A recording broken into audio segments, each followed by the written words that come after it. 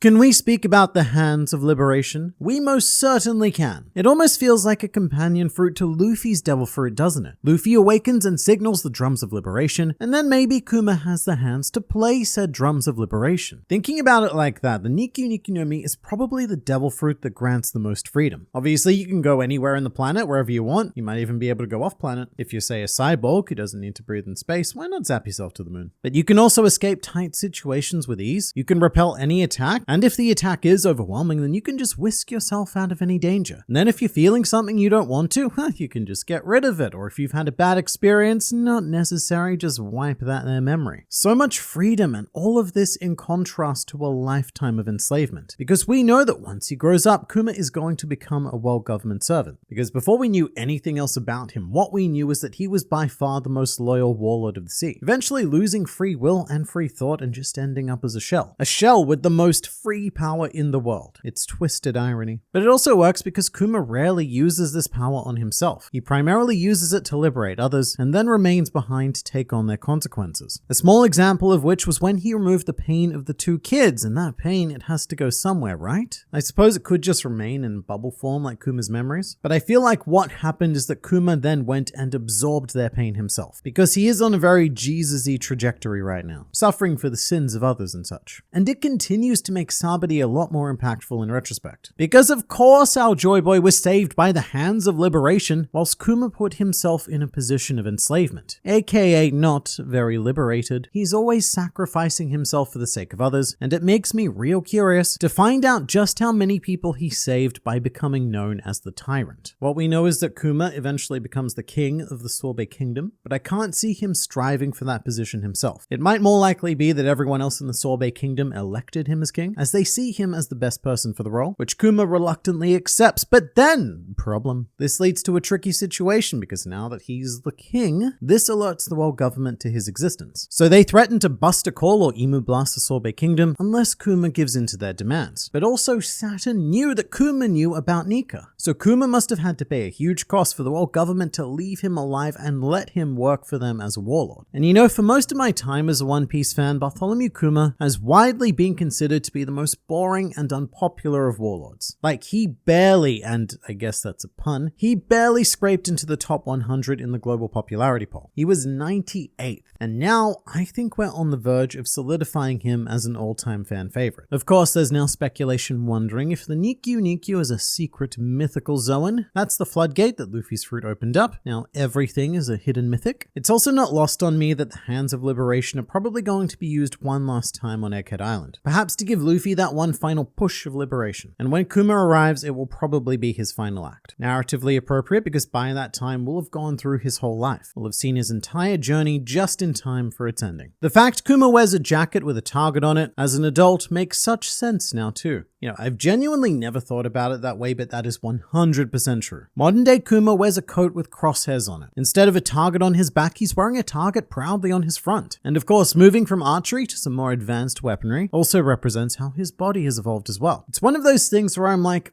did Oda have this planned? At the very least, like a vague idea planned when he made this design? You know, like 2 decades ago? Or is this yet another extremely happy accident? Because in the flashback, Kuma wears that target proudly. He volunteers as decoy because he'll be the easiest to hit, but also because he knows that he can take it. And modern day Kuma does the same. He's put a literal target on his buccaneer belly, and he continues to take hit after hit in order to save others. I didn't notice that the Rocks crew's Jolly Roger looks like Nika before. Well spotted. So this isn't the first time that this Jolly Roger has appeared, and it certainly did not go unnoticed that it contains one very familiar swirl on the top right. Although if you just watch the anime, you may or may not have noticed this, because sometimes they don't include it for whatever reason, but it is a very key feature, and Jolly Rogers in One Piece tend to be a representation of their captain, which has led to speculation that Rocks may have been a previous user of Luffy's Devil Fruit, or that it was his goal to find and attain it and become the Joy Boy and do whatever his purpose was, thus commencing the Rocks did nothing wrong movement. It's interesting because it's hard to draw a connection to Rocks directly through this Jolly Roger, because it doesn't really look anything like the silhouette we know. So maybe it does represent his ambition, and he was set on liberating the world in his own way. Let's put it this way, maybe the Rocks pirates in general weren't so bad, but because of this tragic event, they all got twisted and ended up becoming true villains. Kind of like how the bad timeline Straw Hats all become villains. I mean, Robin literally goes into business buying and selling child slaves, which shows that even our purest main characters are capable of great evils given the right shot of tragedy. I don't feel like any of the Rocks pirates that I see in this chapter are irredeemably bad. Many of them do of course go on to become that, but when I look at this group shot of everyone, it feels like I'm looking at the Straw Hats or the Roger Pirates or the Red Hair Pirates. I don't get an overwhelming sense of, these are the bad guys. Hearing Garp saying, "I've told you many times, don't poke the hive or you will get stung," hits differently today. I didn't even think about that. In chapter 1096, we have Garp telling Kong that, look, this is what you get for messing with Hachinosu. Meanwhile, earlier in this very same arc, Garp did the exact same thing. He invaded and thus messed with Hachinosu, and as a result, he got stung by the beehive. Or by the bees, I guess. As far as I'm aware, the hives themselves don't sting. But it adds a lot of feeling to Garp's decision to go and save Kobe. I've always thought that Garp knew this wasn't going to end well for him, but as it turns out, he himself knew that on a much deeper level. Garp had resigned himself to finding out long before he made the decision to F around. I was completely shocked that Big Mom attacking Eva. Given what we learn about her in Wano, I didn't think she would attack a child. So what the commenter is referring to here is mother mode, which is linguistically fun, because we discovered her weakness to children while Big Mom was on the hunt to kill murder a kid. But mother mode isn't explained beyond Prometheus going, yeah, it's a thing she does every now and then with children. And I guess my first semantic response is that Ivankov isn't a little kid, he's a very big kid. But I also suspect that mother mode only developed as her family expanded. However, God Valley took place 38 years ago, which means that at the time, Big Mom already potentially had 19 sons and 11 daughters. Charlotte Mondeur was actually born in the same year that God Valley took place, he's 38 years old. So I guess earlier that year, Big Mom must have been impregnated by a clown. So we can slap that on the official One Piece timeline. But at this stage, Linlin potentially already had 30 kids. And speaking of kids and births and such, when I first read the chapter, I thought that the fisherman slave here might have been Hack, because Oda does focus on him, but Hack isn't a shark fisherman, and also, coincidentally when looking at Mondeur's age, I discovered that Hack was also born during the God Valley incident year. And all I can say now is that Hack does not look particularly great for his age, which again is only 38. So I don't know when exactly Mother Mode came along, but the real answer is probably this one. Mother Mode was created for a very specific narrative instance, and it is completely inconsistent outside of that one time. My only question is, how did Saturn didn't notice Big Mom? Or Big Mom didn't notice Saturn? They didn't even talk or saw each other when Eva and Kuma was in the same place. So yeah, they were in the same place at the same time. Ivankov was even talking to Kuma right before Saturn deathwinged him. And for what it's worth, in the anime, I am sure that they'll cut to a Big Mom reaction shot, and then she'll say something like, Mama, Goro say, I don't know.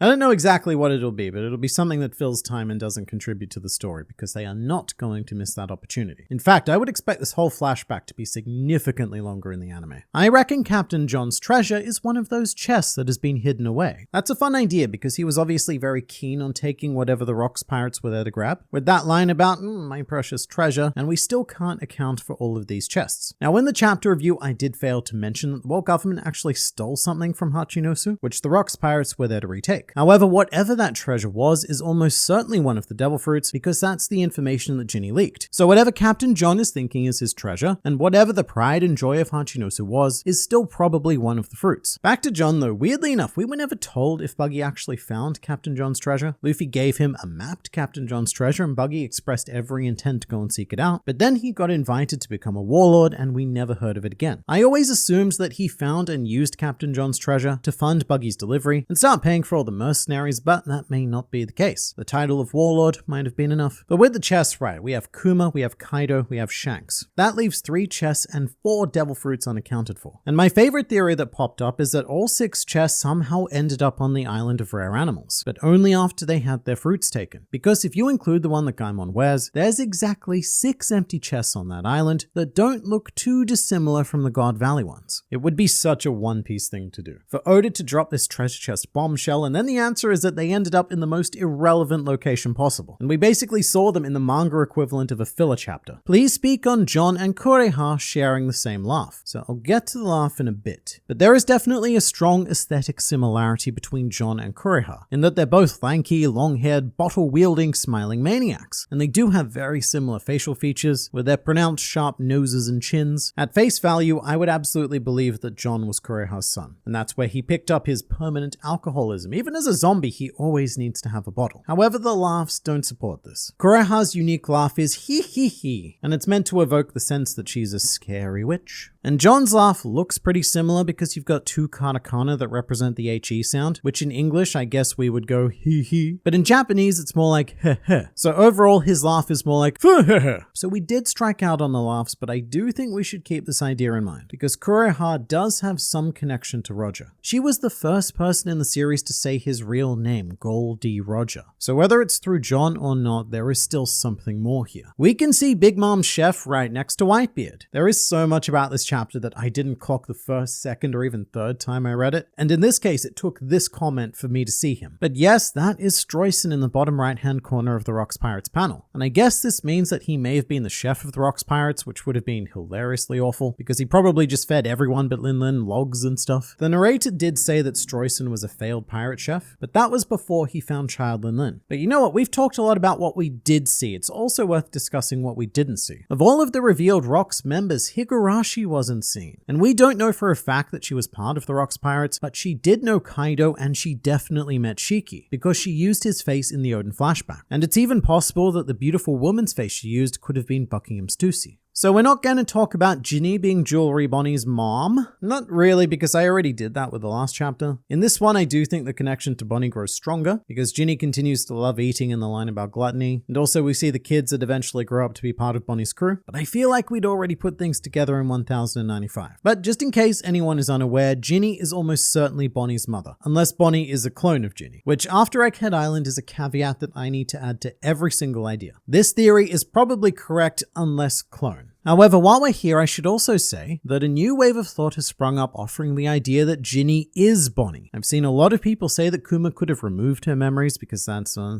thing he can do, but we have already seen Kuma with child Bonnie, who is distinctly different from Jinny. Also, here's a fun thing. In the review, I said, I don't know how old Jinny is, and that was entirely a skill issue on my part. All of the information was there to put it together. I just didn't. I think my mind was just scrambled by God Valley. But Jinny says that she's 4 years older than Kuma, and it's then stated on the very next page that Kuma is only 9 years old. So we do some quick maths there, and Jinny is 13. And maybe it's just because she's always standing next to Kuma, but she looks absolutely tiny for a 13-year-old. There's a theory about Gloriosa falling in love with Zeph. Sanji got the expression, love is always a hurricane, from him, which is something that Hancock said too, possibly learned from Gloriosa. Alright, so this is a fun breadcrumb theory that I've heard before. By breadcrumb, I mean that you've really got to follow things back. Gloriosa did say this in chapter 522, and added that it's a saying from the East. Meanwhile, Snanji first said this in chapter 76, and the way I've always taken it is sort of along the same lines of, the will of D will always cause a storm. It's very much a trademark Sanji line though. On Thriller Bark, Inupe even said it in different words. The name of that tempest is love. And then the crew even distinctly recognize it as Sanji. They're all like, oh great, now the dog penguin is saying stupid stuff just like Sanji. But Sanji was of course born in North Blue, so he would have had to pick the expression up during his time in East Blue. And so just like his chivalry, it's been proposed that Zeph taught him the phrase. So in the entire history of One Piece, 4 people have used this phrase. 2 of those people were Sanji. One was Boa Hancock, who we assumed learned it from Gloriosa, and then Sanji must have learned it from somewhere. And hey, Zeph taught Sanji some things, and if he taught Sanji that thing, then therefore that potentially connects Zeph to Gloriosa, and the reason why Zeph had to flee into East Blue was to escape Gloriosa's infatuation. Although another theory is that Gloriosa fell in love with Kaido and perhaps,